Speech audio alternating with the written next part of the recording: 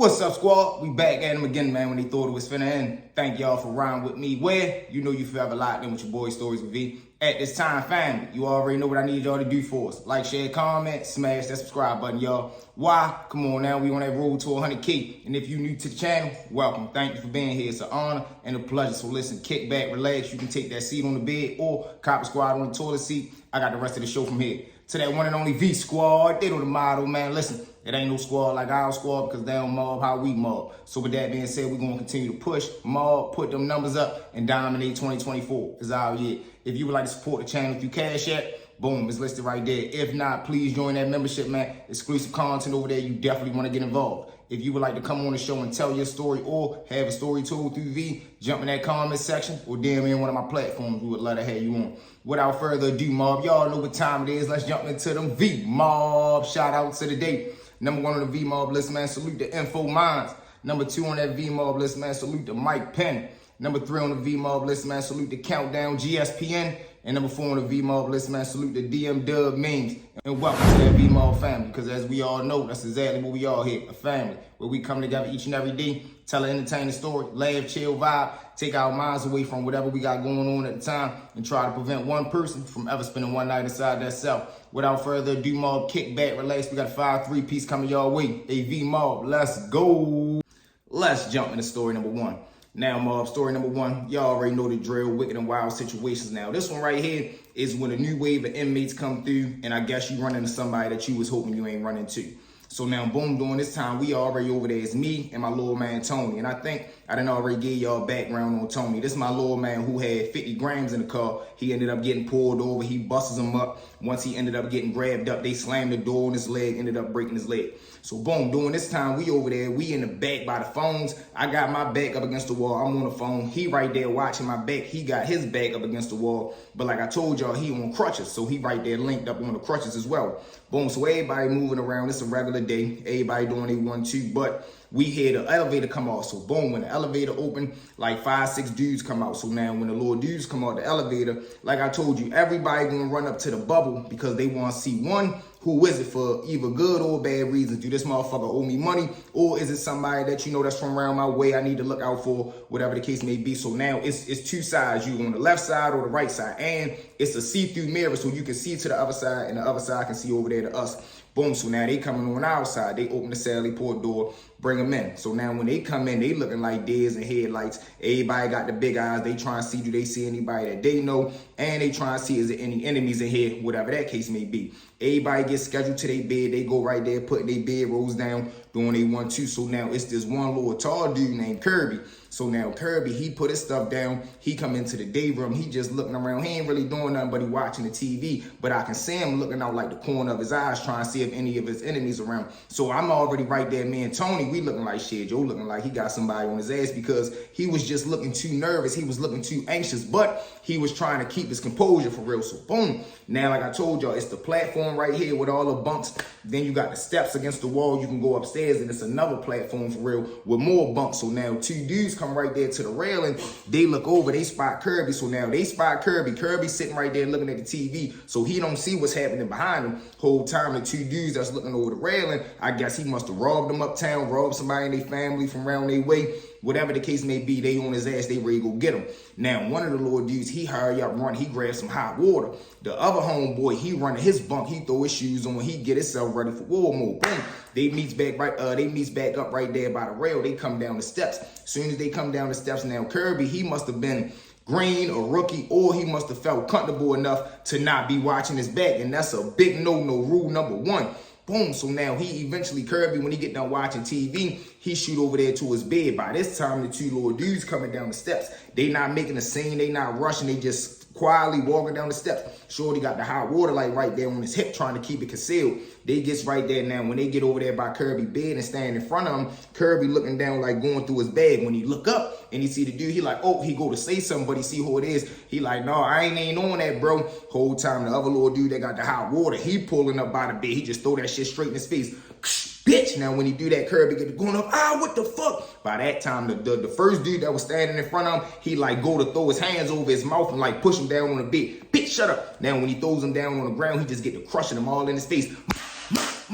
But at the same time, the other homeboy who threw the hot water on him, he's trying to yank him off the bed like he grabbing his legs and trying to pull him off the bed. Boom. They gets him to the floor, get to stomping him out. Now, like I told y'all, it's rows of bunks and in the back is the shower. So now they drag him out by his bunk, pulls him around the bunk, and they dragging him to the back in the shower. Man, both of them get back there. I'm talking about, man, they beat that boy senseless. Now they throws him into the shower. When they throw him into the shower, they close the curtain for real. They just leave him. Now they walks back to Kirby bunk. They going up under his bed saying everything that he came with. They take whatever they going to take, go through his little clothes, take that. They shoot back upstairs. Now Kirby stretched out, laid in the back in the shower, knocked out cold for probably about 5-10 minutes. I ain't gonna lie, tell somebody they ready to go in the shower and get some, maybe take a shower, get some water, whatever they ready to do, wash their clothes, whatever the case is. They saying, they like, man, what the fuck? So when they do that, he just slapped the shit out of them. Bop! When he slapped him, whole time Kirby wake up, he hit the water, let the water run on. Now Kirby really getting up. What the fuck? Whole time he come out of his face a mess, but he already know the code. Don't go to the bubble or niggas definitely gonna fuck you up after that.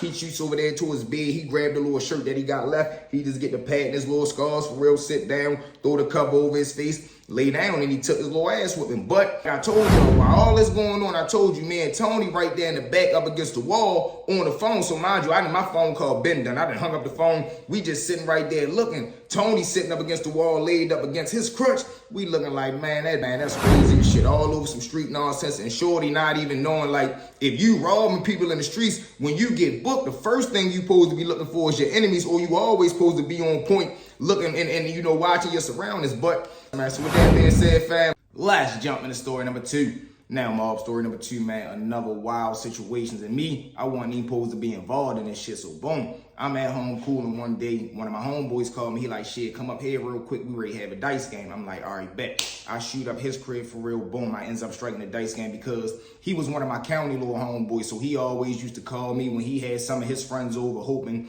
I would, you know, strike the dice game. He'd bet with me, so he gonna come up. The more I come up, the more he gonna come up. So he basically using me to get some free money.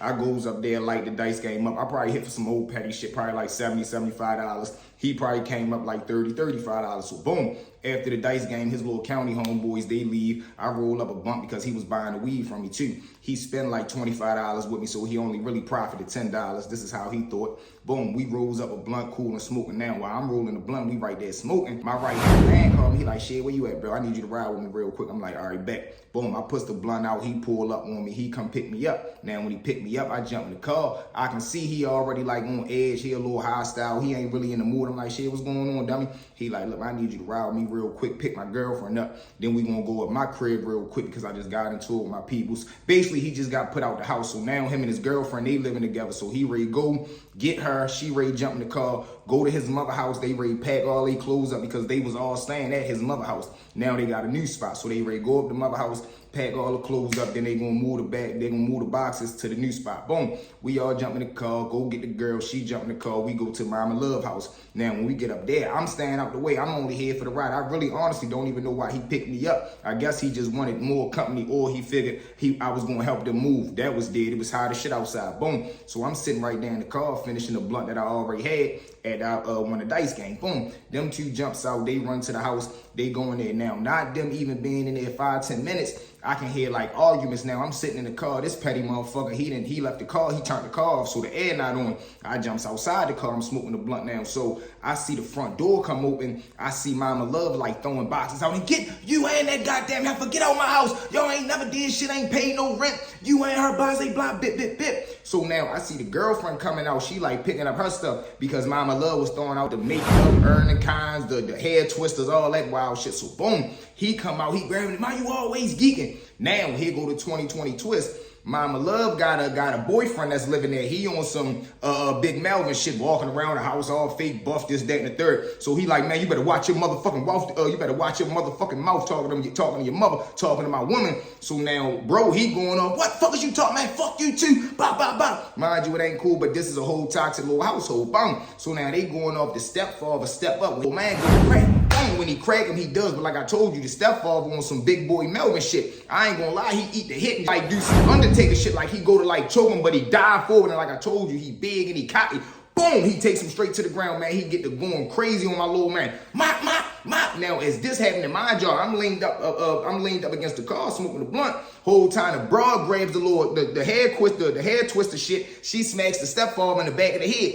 Bang, when she do that, I don't know if it was just second nature. The mother just smacks, like open hand smacked the shit out the girlfriend. Bang, girl, you done lost your mind. Now, I lie to you not. The girl grabbed her face. She turned around. Her and the mother get the bumping. Mop, mop, mop, mop, mop. No, I'm sitting right there on the edge of the car looking like, what the fuck do I do? One, I'm not trying to put my hands on neither one of these people. These two women fighting, so I definitely ain't trying to get involved in that. My man and stepfather fighting, we can try to bank him, but he big as shit right now. Boom. I throws the blunt on the ground. I run over there. I just like dive on top of the stepfather. Boom. When I like tackle him for real, like bump him, he falls off of him. They jump up. Now my homeboy, he jump up. He not even worried about the stepfather no more. He more so concerned with his girlfriend and the mother. He breaks over there, get to try and break them up. At the same time, the stepfather get up. Now I'm ready to square up like, man, yo, ready to be on some bullshit because I broke up the fight. So I put my shit together. He blows past me. The stepfather grab his girl or the mother, the wife, whatever he want to call her. Boom, babe, get off of her. Whole time my little man grab his girl. Man, come the fuck on, y'all geeking. Now both of them sitting right there. They just dragging the boxes. They grabbing boxes, running to. All right, that's a bet. That's a bet. Nigga know what time it is, man. I'm telling you. Let me see your bitch ass around here again. Let me see you around here again. But mind you, he got dirt all on him, tears falling down his face because he mad, he crying, he hurt, whatever the case may be.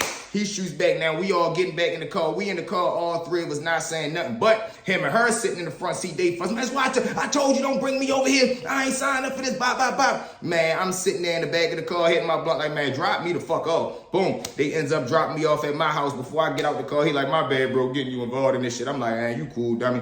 I shuts the door, go ahead in the crib. But when I get back in the house, I'm sitting right there dying laughing like 2-3 days later. After they get settled into wherever they move to, he called me, she all in the background. My bad, B, you know how it is. Forget that. It was just crazy. It was a wild situation. You good, you all right. I'm like, man, y'all funny as shit. But we're in the wild situations, man. Love triangle. And it's the whole crazy part. Like 2-3 weeks later, the mother and the stepfather shows up at the little housewarming, Lord, man. I'm like, man, y'all wild as shit. But y'all know what it is, man. Toxic love, real love. Let's jump into story number 3. Now, Mob, story number 3, man. Wicked and why I had to bring this to y'all. So, boom, let's backtrack a little bit. Everybody already know if you a day one member. If you not, make sure you smash that subscribe button right now. Boom. So now y'all already know I was on the run for 5 years. Now, the reason why I ended up getting caught was when I ended up hitting a sale in the shopping center who ended up being the cab driver. Now, but previous to that, why I ended up going on the run was when we was doing the home invasion joint. I ended up staying in the trap that night with Kanan. When Kanan got into it with the grandmother, put him out. Pookie left him, and that's his brother, but that's my dog. I love them both with all my heart, and I love the granny. So boom, Pookie ended up going in the crib. Kanan couldn't go. I had to end up not going home that night. Got in trouble for that. Stayed down the trap with him. We ended up getting booked with the joint in the oven. Boom. So now after all that get done, I don't go to court, so I go on the run. While I'm on the run, I'm staying down RNG with Dip. I shoot over here for 6 months. I stayed in Eastern Shore for like 2 months. It was a while. I'm gonna bring y'all that story one day too if I didn't already. So boom. Now, after all this is done and I end up getting booked, I told y'all I got everything right, got the job. I'm staying out the way, laying low. The other day, or probably like 3 weeks ago, I end up coming out on lunch break. I come on lunch break. Guess who parked out front, y'all? Y'all guessed it, the goddamn cab driver. So I see him. I'm like, man, I go up to the window. I'm like, man, you remember me? He like, no. I'm like, man, you don't remember me from the shopping center up there? So immediately I know he was lying because he was like, oh, what? That man, I didn't do anything with that situation, man. They had that whole thing under surveillance, blase, blah, bippity, bip, bip. So I'm like, man, I ain't even tripping about that. But I'm like, man, you know that's real effed up what you did to me, man. You know that changed my life. But I also saying the same stroke. That was the best thing that ever happened to me in my life because that's when I ended up, you know, getting right, getting my 3-piece up. So boom. Now he like, all right, man, that's good, but I can see he real annoyed in the face, so he must be ready to pick up an elder person. So boom, when he walked to the door, y'all already know what I do. I'm trying to think of something. I don't want to hurt him because I ain't going to do that to him, but I definitely want to sabotage him. So I'm looking around. I look on the ground. Just my luck is like a little bag that was busted open of loose screws and nails. I grabbed the nails like 4, 5, 6 something. I threw 3 under this tire,